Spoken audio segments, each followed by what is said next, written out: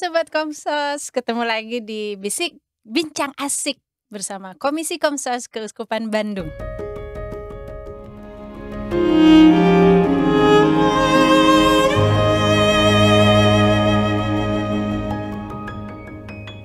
Jumpa lagi. Di mana? Sok nyanyi-nyanyi ya. Udah kita bukan Rumah Noni. Enggak usah ada nyanyi-nyanyi ya. Ya. Nanti disangkanya mirip-miripin. Oh enggak. Cuman mau menyapa. Apa kabar? Baik, apa kabar? Pink Barbie ya. Pink Barbie dong. Ya, memang lagi tema Barbie ya. Kali ini ya manis-manis, cantik-cantik biar enggak ini apa namanya? Tidak kuyu gitu ya. Biar lebih cerah ceria. Iya, betul. Karena kita bakal ngobrolin sesuatu yang bikin hati ketar-ketir. Makanya kita memilih baju yang lebih cerah ceria, ya kan? Jadi harus tetap ceria.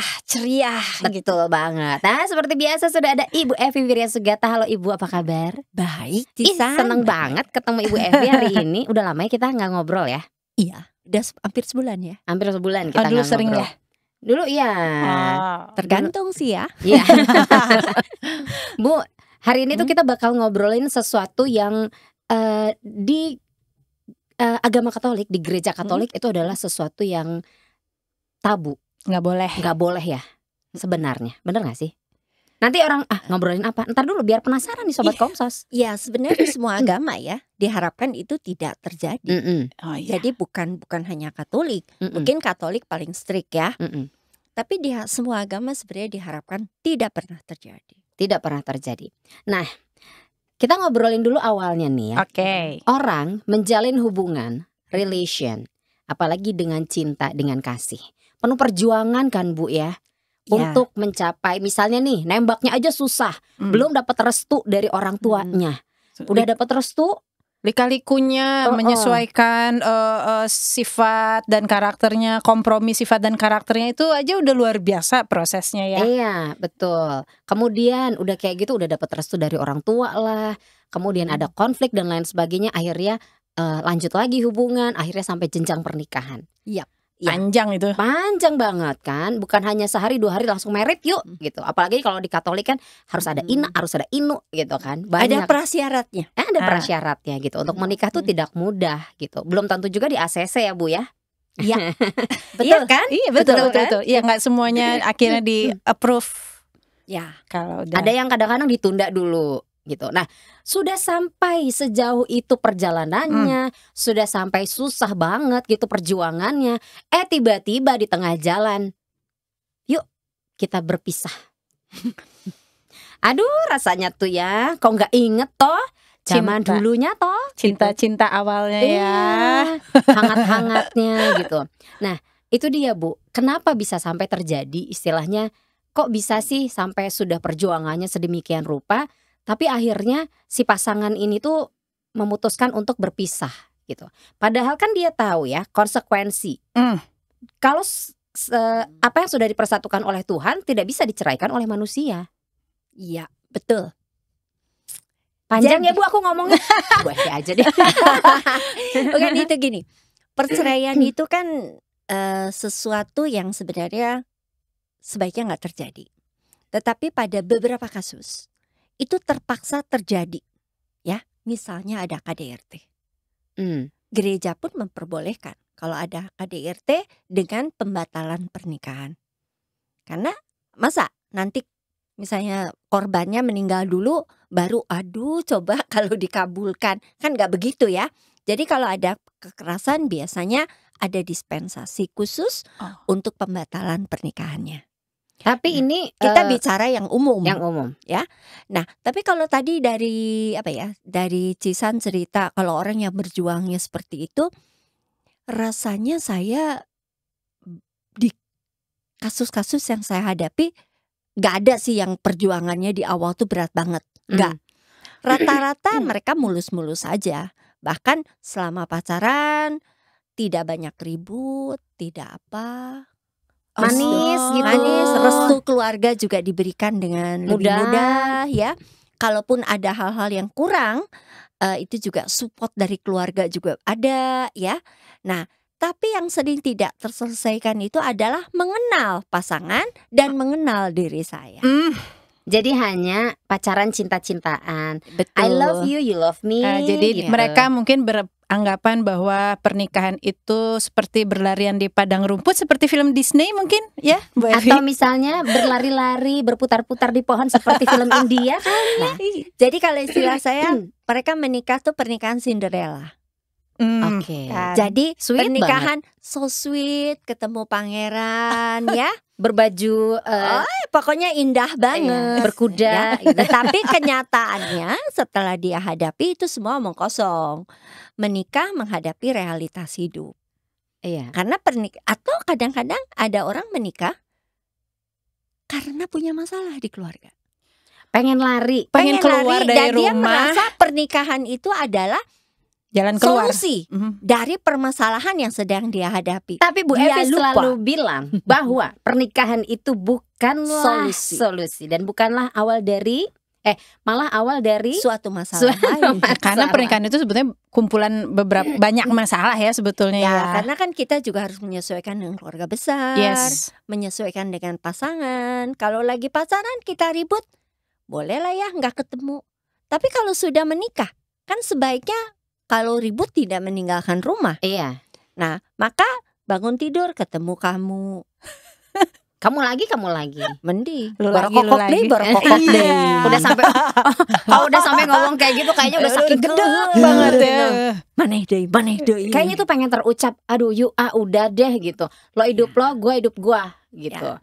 Nah Jadi biasanya seperti penyebabnya apa sih Bu sampai orang bisa, padahal dia tahu ya di Katolik tuh tidak Iya, boleh. tapi gitu. kekeh gitu. Iya. Udah pisah aja gitu. Kekecewaan biasanya. Ada kekecewaan, ada yang bersifat trust issue ya. Jadi merasa dibohongi. Jadi trust issue itu belum tentu penyelewengan. Belum tentu. Misalnya Mau apa? Yuk, mau Iya, apa? jadi dengerin dulu. ya. Jadi misalnya dia dulu janji nih, kalau nanti menikah, uang saya berikan kepada istri. Kamu tiap minggu aja ngasih uang jajan, uang saku pada saya.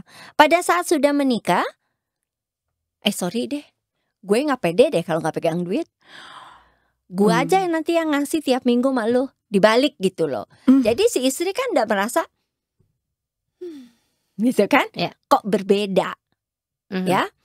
Terus waktu mau menikah dikatakan, pokoknya gue akan mencintai dan jadi suami yang Siaga.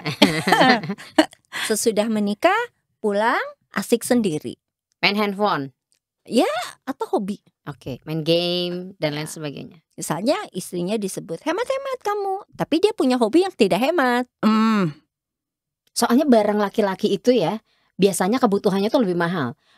Baju aja, baju perempuan itu kan banyak yang murah-murah ya. Kalau baju laki-laki itu cenderung jarang ada yang diskon besar-besaran tuh jarang. Tapi hobi. Hobi apalagi misalnya otomotif. Nah kayak itu yang gitu. paling mahal-mahal. Iya. Figur. Ya, Oh, iya. action Action figure itu Piara kan mahal. koi juga nggak murah. Kecil-kecil tapi mahal. Tapi kalau koi kan bisa dijual lagi. Bisa. Kalau Tapi action kalau- figure kan Belum tentu, itu kan Rare betul-betul item. kolektor. koleksi. Iya. Jadi ada kekecewaan terhadap apa yang dijanjikan tidak ditepati. Itu faktor yang paling sering. Yang kedua kehadiran orang ketiga. Tapi orang ketiga itu belum tentu will Pil. atau pil. Seringkali mertua atau orang tua Iya. atau saudara. Nimbrung. Nimbrung ikut tinggal tapi nggak tahu diri. Jadilah ribut. Bener sih. Biasanya gini ya, kalau misalnya nih kalau udah urusan ikut campur antara orang tua dan mertua itu memang agak ribet urusannya ya. Karena kan Betul. panjang. Ya, tapi ini adalah awal dari awal dari kehancuran keluarga inti ya. Biasanya begitu, apalagi kalau tidak komunikasinya sejak awal juga baik. Yang satu bakatnya diem, yang satu bakatnya cerewet, yang cerewet terus merepet. Yang diem terus ya. Sampai satu hari yang diem ini meledak gitu loh. Tadi Bu Evi bahas tentang hobi itu mengarah kepada bahwa lakinya yang bermasalah. Ada Perempuan nggak juga? yang perempuan Ada. akhirnya Tas perempuan mahal-mahal loh. Tas branded, Iya. sepatu, ya, keluar masuk salon dengan alasan kan gua pengen cantik. Cantik tuh nggak ada yang murah, butuh pengorbanan. Skincare belum? Skincare. atau untuk mengisi konten plesir keluar negeri bersama teman-teman tapi nggak bisa gitu. Tapi kan maksudnya gini loh Bu. Hmm. Nah itu kan sebenarnya kan bisa dikomunikasikan dari awal kan? Harusnya, idealnya. Iya. Di awal banget nih maksudnya di Dari masih pacaran tuh harusnya terbuka. Keuangan saya sekian. Jadi Kak lu teh ya, nanti teh kalau beli-beli barang tehnya gimana? Terus cara mengelola uang juga harus terbuka. Karena biasanya awalnya dari duit sih. Soalnya kan gini, waktu kalau dulu KPP, sekarang apa sih diganti lupa? PPP. PPP. Nah, itu kan dikasih tahu kan di situ Betul. bahwa silakan bicarakan siapa yang akan memegang yang akan menjadi manajer keuangan di rumah. iya loh padahal Boleh dibahas di suami, KPP. boleh istri, terserah gitu. Itu kan Diinfokan. diinfokan kan, sok berunding dulu gitu. Itu dikasih waktu untuk berunding. Tapi kan itu teori. Dan mereka seringkali merasa nanti juga bisa. Hmm, Oke. Nah, jadi itu yang paling sering. Nah, nanti diperburuk ya faktor ekonominya. Jadi di awal pernikahan baik-baik aja, semua senang-senang aja. Di tengah-tengah pernikahan ekonomi menurun semuanya, kayak pandemi nih kemarin. Ya, kalau itu masih mending ya. Tapi ada yang sebenarnya dalam tanda petik dibohongin. Saya pernah punya kasus. Apa Bu? Bu? Oke, Dia langsung. cerita. Untung saya nggak jadi nikah Bu sama dia. Kenapa? Dia teh kalau pergi apel gonta-ganti mobil. Saya langsung ngomong, pasti tukang jual beli mobil bekas ya. Saya bilang gitu. Si Bu kok tahu sih katanya. Kayak film Warkop DKI ya dulu ada yang kayak gitu kasino Tapi itu ya. ada. Ternyata Tapi itu bener ya? ada, betul. Kalau dulu temennya kakak saya, kalau sekolah tuh dijemput sama pacarnya gonta-ganti mobil. Ternyata supir. Oke. Oh, Bosnya baik. Jadi kalau hari ini dia bawa Mercy, boleh jemput pakai Mercy. Ya. Seandainya dia terbuka sih tidak masalah. Tidak masalah. Kan? Itu ketahuan 2 minggu sebelum menikah. gimana dong udah pesen catering? Bukan hanya itu, Semua. udah sebar undangan. Oh, iya, Kalau 2 baru minggu pesen sebelum. lah ya kita bisa drop gak apa-apa. Ini udah pesan Akhirnya? undangan. Ya udah nikah. Oh, oke. Dinikmati dah. Mm. Yang tadinya ya tapi tetaplah mungkin gonta-ganti mobil ya. Iya Tapi tetap. driver gitu loh. Iya kan ada di TikTok tuh. Jadi cewek ini sama cowok ini, wah ceweknya tertarik nih, cowoknya keren banget kan, kenalan gitu kan. Pas udah menikah ternyata si cowoknya tinggal di rumah triplek karena dia kuli bangunan. Dan celakanya masih istrinya di videoin, aku tertipu katanya. Dia bilang dia bandar apa gitu kan di kampungnya. Ternyata aku dibawa ke rumah seperti ini. Dia videoin di TikTok. Tapi di satu sisi kan dia jadi di kata-katain juga sama netizen ya gitu. Nah, itu kan sebenarnya kalau dia menikah, walaupun misalnya ada hal-hal nih bohongi, ya sebaiknya bukan diumbar ya. Iya, Diselesaikan simpen kalau aja. menurut saya. Diselesaikan aja. Kalau dia nggak suka, ya bicarakan. Cari solusi seperti apa. Oke. Balik lagi nih, kalau misalnya sudah terjadi hal seperti itu diatasinya harus bagaimana Bu? Seandainya kan sebenarnya nggak begini gitu konsepnya Brur gitu kan. Nah, jadi banyaknya orang yang konseling kepada saya, sebenarnya urusan pernikahan mereka tuh sudah masuk pada tahap bicara cerai. Jadi sudah terlambat semuanya. Udah mental aja semua nasihat Bu Evi kan mereka udah mental jadi gitu. telat datangnya gitu loh Iya, Mama jadi ya. karena kalau udah telat datang, mereka udah dengan emosi, biasanya dikasih saran apa juga mental kan, nggak masuk gitu. Ya, Biasanya. kalau nggak masuk Pak, kalau punya mental illness juga nggak akan masuk. Nah, yang saya selalu katakan kalau sudah begini, utamakan hak anak. Jadi jangan sampai anak dipaksa mengerti problem orang tua. Nah itu juga sih sebenarnya yang jadi masalah gitu. Anak yang Banyak sekali kejepit di anak tengah. itu dipaksa untuk mengerti problem orang tua. Misalnya anak dijadikan messenger. Karena mereka ribut kan. Iya. Jadi ngomong tuh sama mama kamu. Nanti mamanya ngomong sama bapak kamu. Oh. Itu. Atau ketika dia nggak suka, misalnya anaknya diikut bapaknya. Terus bapaknya anaknya dibawa sama ibunya. Nah, terus anaknya karena lebih sering dengan bapaknya, kangen dong sama bapaknya. Ngomong ke ibunya, pengen kamu sama papa. Bisa gak sih jangan ngomong itu gitu. Nah, maksud saya kan itu omongan terhadap anak kecil loh ya, balita ya, gak akan ngerti gitu. Ini kasus yang sudah terjadi berarti, yang sudah Iya, berpisah. Jadi belum. Oh belum. Jadi Proses. maksud saya orang tuh biasanya baru sadar mau konseling kalau sudah di ujung. Dan itu kan butuh energi dan luar biasa. Tapi sepanjang dia menyadari pernikahan ini adalah hal yang berguna dan masih berarti kehadiran keluarga ini, ya itu bisa diperbaiki. Kalau dia sudah merasa tidak ada gunanya, ya percuma. Mau ke pastor, mau ke uskup, mau ke siapapun, mental. Jadi untuk mengantisipasi kondisi seperti ini, ngobrol deh dari awal gitu ya Bu ya. Ya itu mah dari apa ya? Dari mulai sebelum KPP ya, lagi masih pacaran harusnya Jadi ada. kalau pacaran itu tidak hanya ngomong I love you, I love you, I love you, tapi sebenarnya membahas hal-hal yang kira-kira akan sensitif nantinya. Misalnya punya orang tua yang rada-rada kepoan gitu ya. Nah, sebaiknya kan pasangan yang punya orang tua kepoan ini ngomong gitu. Lu nanti jangan kaget ya. Jangan kaget ya, emak gua tuh kepoan ya orangnya gitu ya. Nah, jadi ketika dia masuk ke keluarga itu, dia sudah mulai bisa pasang kacamata kuda gitu. Tapi ini enggak, maksudnya boleh enggak seandainya, bukan boleh ya pertanyaannya, tapi maksudnya masuk akal nggak sih kalau kita gitu yang bilang ke orang tua kita, misalnya mama atau papa, nanti jangan begini ya, karena maksudnya istilahnya jangan mencampuri urusan rumah tangga saya gitu. Dia punya batasan tersendiri gitu, dan bilang kepada orang tuanya agar tidak mencampuri urusan keluarganya gitu. Kalau itu sih Secara etika gimana gitu Bu? secara etika mah baik-baik saja kalau dibicarakan baik-baik. Permasalahannya orang tua sering nggak bisa terima. Setuju. Karena dia akan mengatakan, siapa lu? Gua udah makan asam garam keluarga. Iya, gue tahu yang beginian mah. Tapi ya balik lagi, oke, saya cerita.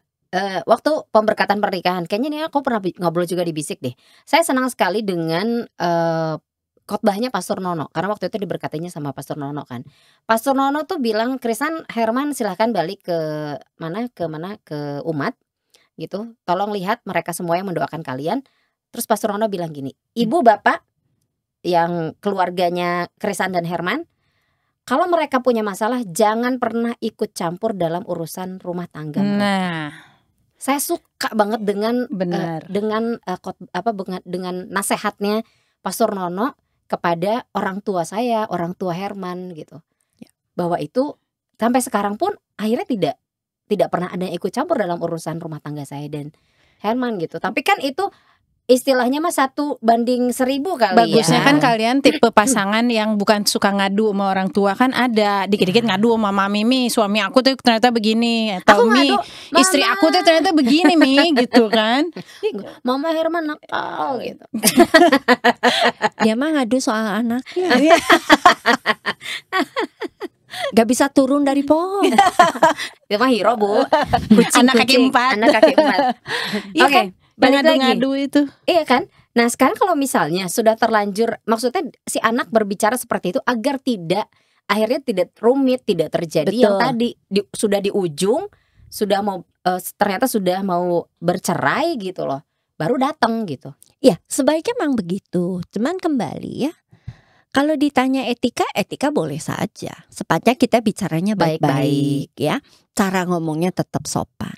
Tapi ya itu kembali, orang tua tuh nggak semuanya terbuka. Oke. Kalau Romo yang ngomong mungkin dia dengar. Tapi kalau anaknya yang ngomong itu lain. Lu siapa?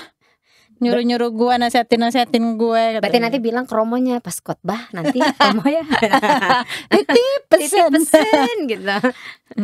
Nah kalau misalnya nih Bu Evi ya, ada sudah punya anak gitu kan, misalnya proses sedang ibunya, ayahnya gitu ya Ribut.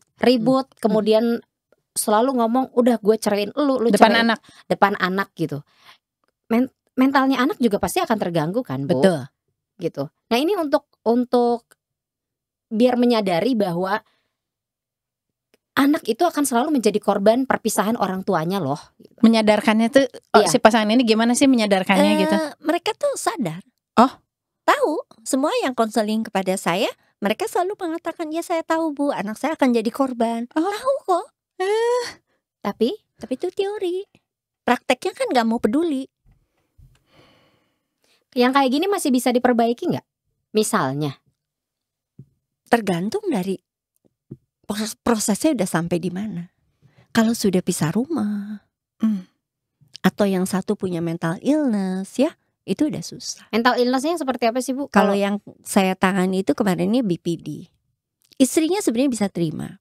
BPD Tapi- Bu apa Bu? Borderline personality disorder. Mhm.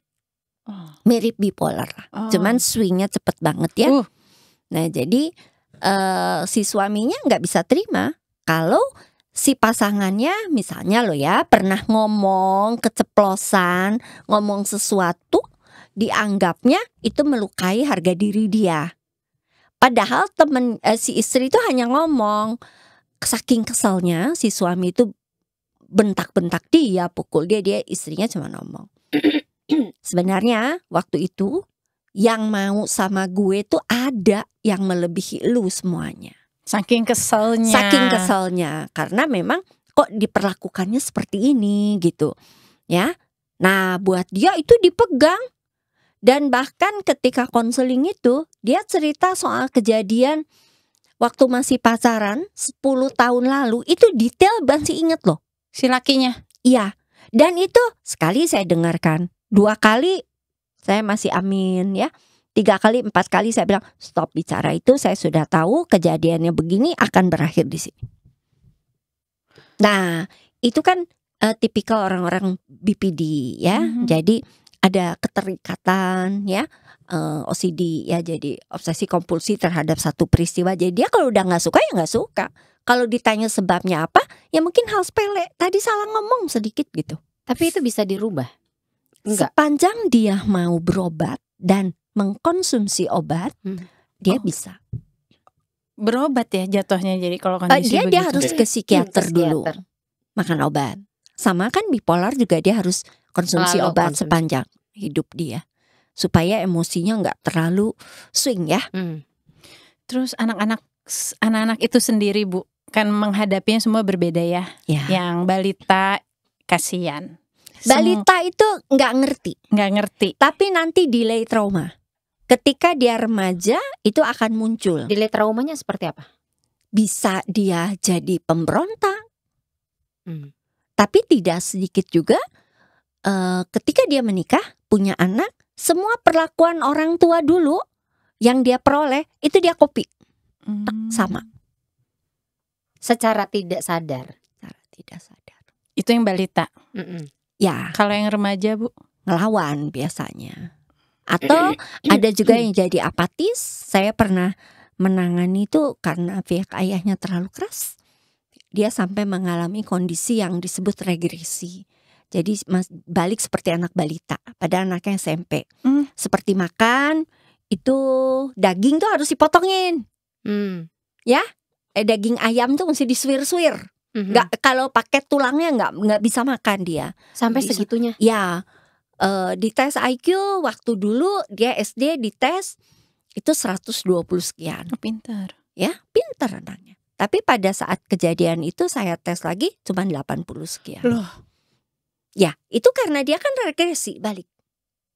Nah, nggak mau konseling, nggak mau ketemu orang. Orang tuanya atau anaknya? Anaknya. Anaknya. Anaknya SMP kelas 2. Mogok sekolah juga. SMP kelas 1 tuh mogok karena ada peristiwa tekanan dari pihak ayahnya. Jadi akhirnya saya katakan ke ibunya udah homeschooling aja. Ya.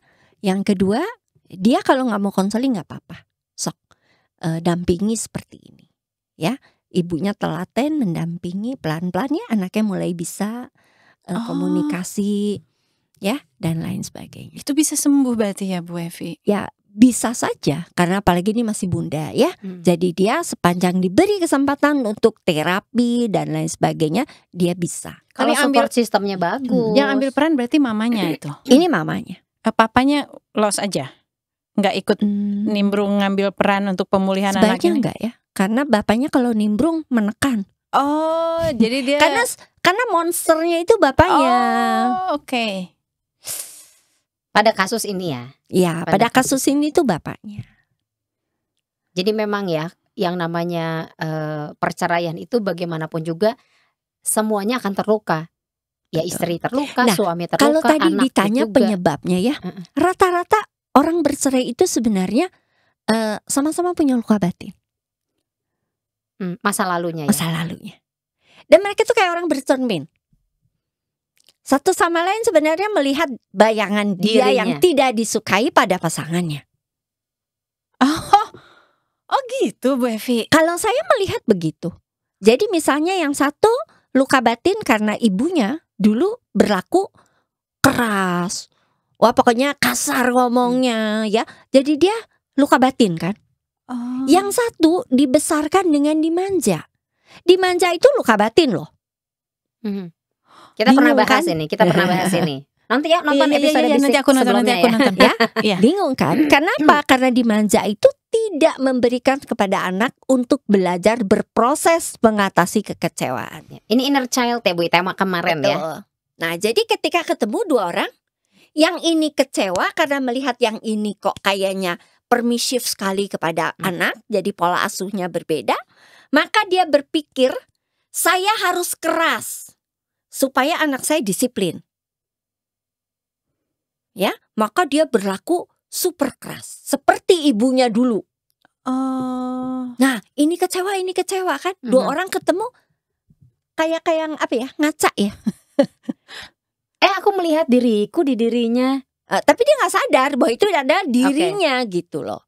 Jadi ketika misalnya saya bilang, saya sih ngomong jujur, kalian mau saya berpendapat jujur atau nyenangin hati aja? Mau dengar kata-kata yang enak didengar doang gitu. Saya bilang kalau mau ngedengerin kata-kata yang enak, ya saya cuma ngomong yang sabar ya. Tapi kalau kamu mau ngomong dengar kata-kata jujur dari saya, kalian tuh sama-sama kok luka batin, sama-sama saling menyelukai. Jadi kamu gak bisa mengatakan suami kamu seperti ini. Sebaliknya suaminya juga tidak bisa mengatakan istrinya seperti ini. Kalian sama-sama punya perilaku yang plus minus itu sama. Perbedaannya cuma satu. Istrinya keras sehingga melukai lagi kepada anaknya. Sementara suaminya lebih bisa sabar karena dia dulu misalnya besarnya ada mbak yang mendampingi ya. Si mbak tuh kan gak mungkin marahin dia dengan keras ya. Bahasanya pasti baik. Jadi ngomongnya itu tutur katanya lebih halus. Kalau misalnya pasangan-pasangan yang bermasalah ini mau berkonsultasi gitu ya, datang Dari kapan- awal loh ya, Yes. jangan di ujung. Iya. Di tahap seperti apa misalnya? Percekcokan yang Ya. seperti apa? Ketika kasus-kasus seperti ini kita telusuri, sebenarnya dari menikah 2-3 bulan tuh mereka udah punya masalah. Oh, saat masa honeymoon berlalu ya. Tapi kan itu masih manis-manisnya loh 2-3 bulan. 3 bulan tuh udah lewat biasanya manis-manis ya. Masa sih? Aku selalu Iya. manis deh. Honeymoon syndrome itu kan 3 bulan. Gak percaya gitu Bu Evi. Dia mah manis karena ada hero. Tertolong oleh hero. Tertolong oleh hero. Tapi iya loh kan kalau 2-3 bulan itu kan- Harusnya begitu. Iya. Tapi banyak kok. Banyak. Saya pernah nanganin, kurang apa? Ibunya aktif di gereja. Aktif di persiapan pernikahan juga. Uduh, KPP juga. Anaknya nikah. Sudah mulai itu dorder. Bayi umur sebulan cerai. Hah? Ibunya waktu itu gak bisa terima. Sampai ibunya datang konseling. Terus saya bilang gini, Bu, kan yang cerai anak ibu, sudahlah relakan. Daripada ibu terus merasa malu. Teman-teman tuh cuma ngomongin sebentar, udahnya lupa, udah. Bukan saya setuju ya, daripada ibunya kan jadi stres kan. Dan berhenti pelayanan. Gak Iya. nyambung gitu loh. Gara-gara malu Nah, kebayang nggak orang yang bergerak di gereja. Aktif gitu aktif ya. di gereja Kategorial. dan pernikahan gitu loh. Ya. anaknya cerai ketika babynya baru umur sebulan. Aduh. Tapi kalau ditelusuri dari hamil juga ribut terus. Dan ketika hamil itu ribut, sebenarnya kan itu mempengaruhi emosi anak. Di dalam kandungan. Betul. Nyetrumnya nyampe ke situ. Iya, Itulah jadi anak yang dibesarkan dengan emosi ibu yang negatif, itu lahir juga punya emosi yang negatif. Itulah yang nanti akhirnya jadi inner child-nya terluka. Terluka. Itu ya. Jadi kadang-kadang kan, apa sih salah saya? Coba Bu, mundur lagi. Waktu hamil dulu gimana? Dalam kondisi seperti apa? Ya, Nah tapi gini loh, kadang orang masalah yang ngejelimet gitu ya, yang bisa bikin berpisah. Tapi ada juga masalah yang kadang-kadang tuh simple. masalah yang simple, yang tadinya awalnya tuh dia sering banget. Saya kemarin baru nonton film Cinderella gitu, yang Cinderellanya tuh tapi Cinderella yang modern, yang musikal gitu, Oh, tapi yang musikal. modern. Jadi si ratunya itu bilang kepada si rajanya bahwa kamu tuh dulu nggak begini, kamu tuh dulu manis, kamu dulu adalah seorang sosok yang kayaknya ideal lah ya buat menjadi sosok suami gitu. Tapi sekarang gara-gara kamu sudah naik tahta, sudah punya power, sudah punya kekuasaan gitu, kamu berubah. Jarang lagi kamu mengatakan bahwa saya mencintaimu. I love you kata dia gitu. Tapi bukan hanya kata-kata loh. Saya butuh bukti. Nah itu Bu. Jadi apa ya? Kadang-kadang kan itu ya yang bisa bikin mengurangi rasa cinta gitu ya. Akhirnya terkikis lama-lama, yang akhirnya hambar. Ya, tapi juga kembali. Sebenarnya pasangan yang sama-sama dewasa dan saling mengerti akan tahu ya. Pasangan saya sekarang sibuk, nggak ngomong I love you, tapi masih perhatian. Ya, mungkin nggak seperti dulu lagi. Tapi ya, kan itu ada gimana. bukti Bu, masih ada perhatian dan lain sebagainya gitu. Misalnya hal-hal simpelnya ya. Oh, kamu udah berubah, punya kekuasaan, punya ini. Tapi mungkin ya suaminya sebenarnya merhatiin. Cuman kita masih butuh gitu loh, nostalgia perlakuan dulu. Waktu pacaran nggak gitu, kamu teh gitu kan. Ternyata memang suaminya jadi nggak romantis. Enggak, maksud saya gini, ketika pernikahan itu sudah berjalan dengan usia, dengan segala persoalannya, termasuk keadaan keluarga, maka sebaiknya kita pun beradaptasi dengan situasi itu. Ketika kita mulai ada rasa-rasa, waduh ini bahaya deh gitu ya, maka cepat diajak ngomong. Jadi jangan sudah berubah, sudah apa terus kita ribut. Waktu aku baru awal merit ya, ada temanku, dia pernikahan udah lama lah, udah sekitar 30 tahun. Dia bilang gini, pernikahan itu ya, dia bilang, cintanya bakal berubah. Semakin kamu lama menikah, format cinta itu berubah. Dulu mungkin di awal pernikahan atau awal pacaran, lo awal pernikahan cintanya masih bentuknya formatnya romantis, sesuai yang kamu inginkan. Tapi berjalannya waktu, udah ada anak, udah ada tanggung jawab, masalah bertambah, formatnya berubah, dia bilang. Bentuknya udah bukan kata-kata manis lagi.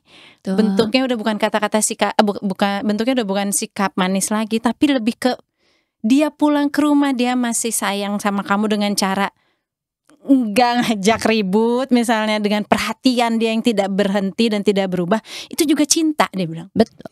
Perhatian itu cinta. Jadi kamu jangan ngarep-ngarep ya, nanti udah menikah sekian tahun terus kamu sayang gak sama aku, kamu sayang gak sama aku, udah gak ada gitu-gitu nanti gitu. Udah berubah. Memang itu yang tadi saya bilang kan, dengan berjalan waktu seharusnya setiap pasangan itu juga beradaptasi ya. Jadi mungkin dulu suaminya nggak pernah bantu apa-apa. Sekarang dia lihat istrinya mulai rempong. Ya udah kalau pulang bantuin. Udah gitu mulai ya. ngelurusin kaki, ngelonjor, duduk udah sebelahnya. Aduh, pegel ya gitu ya.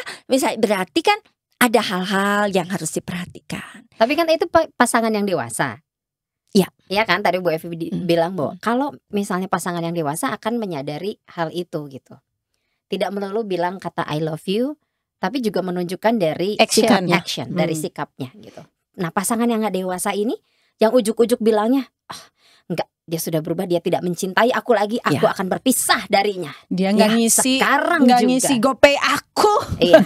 Padahal dia lupa. Curhat ya karena Shopee aku nggak diisi-isiin, Shopee Pay.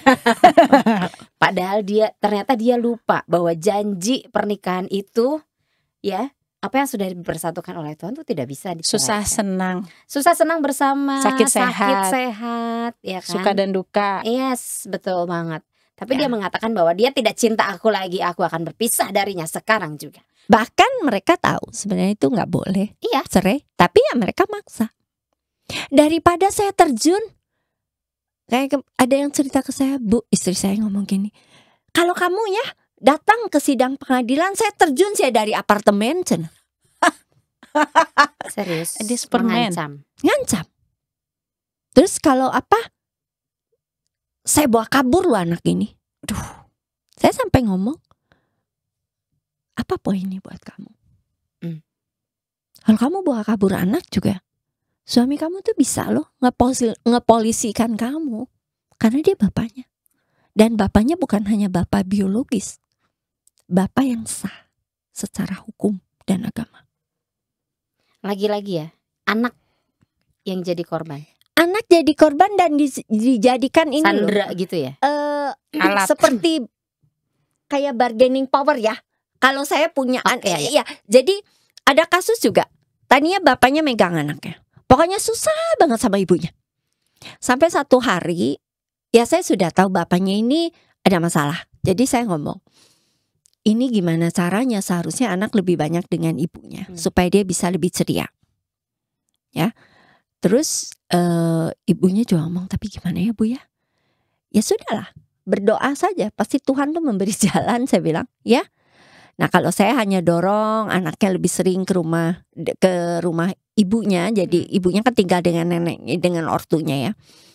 Sampai satu hari Tuhan memberi jalan yang sangat pas. Oh. Jadi anaknya ditinggal dengan supir, ibunya datang. Karena anaknya ada anak perempuan udah umur 10 tahun, anak laki 12 tahun. Kan dia kaget ya ibunya ya, kok ditinggal dengan supir baru gitu kan, yang belum lama kerja. Ibunya bawa aja anaknya, karena ibunya, saya udah bilang ke ibunya, sebaiknya gak boleh ya, karena banyak cerita ya gitu. Bawa aja. Emosi ini bapaknya kayaknya. Saya juga gak tahu. Ibunya telepon saya, Bu, tolong beritahukan suami saya, anak-anak saya bawa, karena tadi cuma sama supir. Telepon istrinya diblok waktu itu semua. Terus saya bilang, terus kamu di mana sekarang? Anak-anak udah saya bawa, nanti tolong info aja ke anak-anak. Kalau dia sudah di rumah, nanti saya anterin pulang. Oke? Saya ngomong gini, saya tuh lagi di pet shop loh, rame ini. Saya nggak mungkin telepon kan? Saya WA. Begitu saya WA dijawab sama suaminya, gak usah Bu, semua barang anak saya sudah saya antarkan ke rumah mertua saya. Terus saya telepon lagi ke istrinya dong. Begitu dapat WA begitu, jadi saya ke pinggir. Loh, katanya dikirim. Iya Bu, ini saya bingung. 1 kijang penuh Bu dikirim ke dia. Terus gimana ya? Bersyukurlah engkau tidak usah perebut anak. Akhirnya dikembalikan. Begitu dia kembalikan, saya kan gak komen apa-apa ke suaminya. Oh ya sudah, kalau udah begitu. Oke. Udah. Papanya ini kan mungkin sorenya udah tenang tuh, dipikir, nah bodoh-bodoh Selama ini gue pertahankan. bodoh-bodoh teuingnya. Mulailah ribut ini itu. Terus saya bilang gini, ya sudahlah, anak-anak di sana kan kamu juga kemarin udah nge-kick anak-anak. Toh sama ibunya, Sama bukan ibunya sama juga. orang lain. Dan ya. di sana banyak orang, anak nggak mungkin ditinggal di rumah. Nah, pada kasus-kasus seperti itu, memang anak itu selalu jadi korban, betul. Ya, dan kita para orang tua yang terlibat biasanya nggak menyadari. Teorinya tahu, prakteknya tidak peduli. Nah, untuk anak-anak yang menjadi korban perceraian, kita menyikapinya harus gimana Bu? Kalau misalnya nih kan tadi sempat ngobrol juga ya, bahwa di luarnya sih mereka bilang nggak apa-apa, tapi di dalamnya ternyata mereka mempunyai luka batin yang nyimpen ya sangat dalam gitu, bahwa saya membutuhkan sosok ini sebenarnya. Tapi bahkan ada yang kalau udah mau masuk remaja itu ngomong, aku mah nggak mau nikah Ibu, ya, nantinya. takut. Kenapa? Takut Nanti dapat suaminya kayak si papi, atau nanti dapat istrinya kayak si mami ya gitu. Nah itu bagaimana Bu? Sebelum Kalau- terlambat mereka Ya. harus diobati gitu kan. Kalau luka sama batin. saya sih biasanya kita konseling, kemudian di terapi dengan relaksasi ya, dengan segala macam. Tapi kalau misalnya untuk awal mula nih PR orang tua yang memang akhirnya anaknya tinggal sama mamahnya atau anaknya hanya tinggal sama papahnya gitu. Satu hal yang harus dipegang oleh mereka adalah tidak saling menjelekan. Papa kamu teh gini loh sebenarnya. Kamu loh, tahu nggak papa gitu. kamu itu bla bla bla bla bla. Mama kamu teh gini loh. kecoa busuk, topan badai, cacing kremi gitu kan. Ya itu yang nggak boleh. Ya. Jadi ketika seseorang yang pegang hak asuh, dampingilah anak itu. Kalaupun dia luka batin oleh pihak sebelah sana, ya beritahu bahwa misalnya ini pegang sama ibunya, bapak kamu tuh begitu, ya karena mungkin lagi banyak masalah, ya. Tapi tetap itu papa kamu. Dia tetap sayang kok sama kamu. Kalau anaknya bilang bukan, dia bukan papa saya. Rata-rata sih ngomong iya. Cuman mereka ngomong, Rat- tapi kan Mam- jahat. Mamahnya yang bilang iya gitu maksudnya. Enggak, Oh, anaknya. anaknya. Iya, tapi jahat katanya. Nah, itu yang butuh pelan-pelan diberitahu dan ibunya harus tetap konsisten. Bahkan ada anak yang lucu ya. Udah bisa nih anaknya cerita sama saya. Bu Evi, saya bingung sama mami. Kenapa? Masa si mami teh ya kan sering dimarahin tuh dulu sama si papi. Ngomongnya tuh kasar, keras papi. Jahat ke mami. Tapi si mami kemarin ngomong sih ya, kamu kangen gak sama papi? Ke anaknya. Terus aku bilang enggak. Aku enggak kangen. Terus mami ngomong, mami kangen. Aneh kan Bu? Kan dia udah disakiti, kenapa dia kangen? Nah, tugas kita orang dewasa yang mendengarkan saya jawab. Kangen pasti dong. Kan mami udah pernah tinggal lama sama papi, ya. Dan mami kamu juga kamu apalagi anaknya. Kan gak ada bekas papi. Papi begitu juga karena sayang. Tapi mungkin papi salah nyatain rasa sayangnya sama kamu, ya. Tapi papi tetap sayang sama kamu. Nah itu tugas orang-orang yang mendengar tuh jangan ngomporin. Ya lu jangan mau ketemu papi lu. Bener kata, ngapain lu ikutin kata mami lu? Bahkan Saiton. ada, misalnya kadang-kadang orang bercerai itu kehadiran pihak ketiga itu yang ngomporin. Kompor beleduk itu. Si kompor beleduk misalnya, udahlah punya pasangan kayak begitu menceraiin aja. Terus pusing, kudu ngurusin pembantu. Makanya rumahnya jual aja, bagi dua, gono gini. Kayak Iya, gampang asa-asa gitu ya. gampang gitu. Iya, benar, gampang benar. gitu nasehatnya. Kenapa? Karena dia juga udah cerai misalnya 2 kali. Saya bilang, ini teh gak salah. Saya bilang gitu. Kamu rumah itu siapa yang beli? Ortu. Hadiah apa? Hadiah pernikahan. Ya ngomong dulu dong sama ortu kamu. Main mau jual. Kalau sebagai pendengar mah ya kadang-kadang suka aduh kok sedih ya kok begini gitu ya. Tapi kan mereka yang menjalani. Nah, kalau untuk mencegahnya nih Bu Evi, supaya nih ya rumah tangga yang baru ataupun yang sudah lama, yang tadi kadar cintanya ternyata sudah berkurang tapi perhatian dan lain sebagainya masih ada gitu ya, atau dalam gonjang-ganjing gitu sekarang, untuk tidak sampai pada tahap di ujung jurang tadi yang Bu Evi bilang gitu. Sampai tidak adalah terucap kata-kata kita berpisah saja. Yang Bagaimana? pertama sebenarnya belajar untuk berani bicara. Kalau ada hal-hal yang tidak kita sukai semenjak dari pacaran, ya kembali ya, kita selalu ngomong ya, jangan pernah berpikir nanti gampang dirubah, omong kosong. Tidak ada yang bisa berubah sebetulnya. Ada. Oh ada. Kalau mau. Nah, kompromi berarti ujung-ujungnya. Dia sendiri yang mau. Diri sendirinya yang mau berubah. Kalau misalnya kita ngerubah orang lain mah nggak mungkin. Ya. Yang kedua yang harus diingat, ketika mulai ada masalah dan itu dirasakan mulai mengganggu, jangan malu untuk mencari orang-orang untuk boleh terbuka dan mendapatkan masukan dari orang netral. Tidak berpihak ya. Tidak berpihak. Dan jangan malu konseling kepada psikolog itu. Iya. Konseling. Yang ketiga? Yang ketiga, yang kita tidak boleh lupa juga bahwa suatu pernikahan itu kan dari 2 keluarga besar. Oh yes. Ya. Jadi ketika kita menikah, ya sebaiknya kenali kebiasaan dari di sana, kenali kemampuan kita. kalau kita memang kayaknya di sisi ini saya tuh sensitif, ungkapan itu kepada pasangan. Lebih baik tidak banyak ngomong daripada banyak ngomong banyak keributannya. Itu. Jadi menghindari konflik terbuka di keluarga besar yang akan merembet kepada keluarga inti. Oke. Ya. Oke. Nah, selain itu hal yang harus kita pahami juga, keluarga ini berharga tidak untuk kita. Itu retoris ya, tanyakanlah kepada diri Jadi sendiri berarti. Kalau kita melihat keluarga ini berharga, maka otomatis keluarga ini akan kita pertahankan. Rata-rata pernikahan itu tidak bisa dipertahankan kalau salah satu pihaknya sudah merasa keluarga ini tidak berguna. Sudah. Buat apa terusin lagi gitu ya? Tidak ada value lagi buat saya. Udah nggak ada value, udah nggak ada gimana-gimananya. Makanya dulu mah kayak atlet, wah cakep, ayo nama jadi Nemo. Imo lucu, Imo. Nah makanya saya ngomong, wah kamu gak boleh sakit hati dong. Kenapa? Nemo teh lucu tahu nggak? Betul nggak? Jadi artinya dengan segala kekurangan kamu bisa membuat suasana lebih bahagia. Yes, betul. Bu Evi, sebelum kita pamit sama Sobat Komsos, apa yang ingin disampaikan kepada Sobat Komsos? Untuk sobat, yang punya konflik sekarang gitu di rumah tangganya gitu ya, jangan sampai berpisah gitu, ataupun bagi Sobat Komsos yang baru-baru nih menjalankan, Yang baru menikah dan Ya. akan yang belum menikah, yang pertama kenali dulu ya pasangan kita dan kenali diri kita.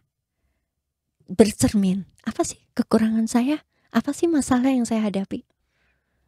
Jangan cuman lihat lebihnya aja, tapi Betul. kurangnya. Tapi kadang juga ada kelebihan yang tidak diterima ya. Kelebihan berat badan. Nemo. Tapi kalau misalnya kita sudah masuk ke pernikahan di awal-awal itu, jangan berpikir seperti Cinderella. Kita menapak ke bumi. Bahwa pernikahan itu realistis, pasti ada masalah. Jadi jangan ada masalah sedikit mengeluh. Kamu udah gak cinta lagi, nggak pernah ngomong sayang lagi. Mau dikasih pengen bunga, kasih bunga masih salah. Malah dibawain gorengan. Bukan, bunga deposito. lebih happy dong itu sih. Iya, dikasih bunga biasa. Kata istrinya, saya gak mau bunga ini. Bunga apa? Bunga deposito. Iya benar. Ya, jadi maksud saya ketika kita masuk kepada pernikahan, mari belajar berpikir realistis bahwa pernikahan itu adalah jalan panjang dan proses. Ya. Dan tidak seperti jalan tol. Ya. Jalan tol aja ada macetnya, apalagi hidup kita. Yes. Jadi bersiaplah, kita akan menghadapi keadaan-keadaan yang mungkin di luar dugaan kita. Kita belajar, kalau kita udah saling mengerti, bisa terima, kita akan lebih tough. Ketika titik itu kita melihat, ini kayaknya kalau ngomong berdua gak ada solusi nih. Yuk cari pihak ketiga. Jangan sampai ketemu pihak ketiga itu ketika masalahnya sudah jadi besar. Sudah menggunung ya, sudah bulatannya Sudah besar. bulatan, jadi itu mah tinggal kalau bisu mah tinggal pecah kayak gitu. Wih. Ya. Nah, bagi yang sedang bermasalah di dalam proses yang sudah di ujung, saya hanya pesan satu. Apapun keputusan Anda, mau cerai atau lanjut itu hak pribadi ya. Kita kan gak bisa maksa orang ya. Pesan saya cuma satu. Kalau punya anak, jangan sampai kita merusak anak lagi lebih banyak. Perpisahan itu sudah melukai. Ya.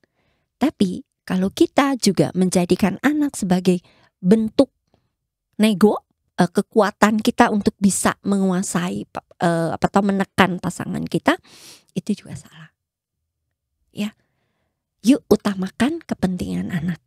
Jadi kalau sudah mau cerai, saya hanya ngomong pada mereka, utamakan kepentingan anak, jangan sampai nanti anak hidup telantar.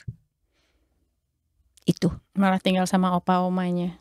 Ya, jadi itu yang harus diperhatikan. Kadang-kadang memang single parent is better. Ya, daripada hidup dalam keluarga tapi seperti perang Vietnam atau sinetron Azab.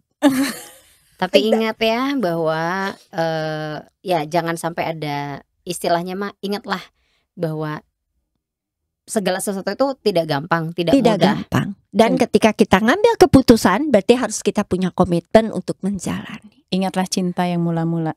Ingatlah bahwa apa yang sudah dipersatukan Tuhan tidak bisa diceraikan Karena oleh itu manusia. kontrak. Iya. Tidak hanya kesepakatan. Itu kontrak kita dengan Tuhan, Ya. bukan kontrak dua orang pernikahan itu. Bu Evi makasih Sama-sama. sudah Makasih Bu Evi. bincang asik Mamaya. Asik banget ini. Aduh ya ampun gimana? Apanya gimana?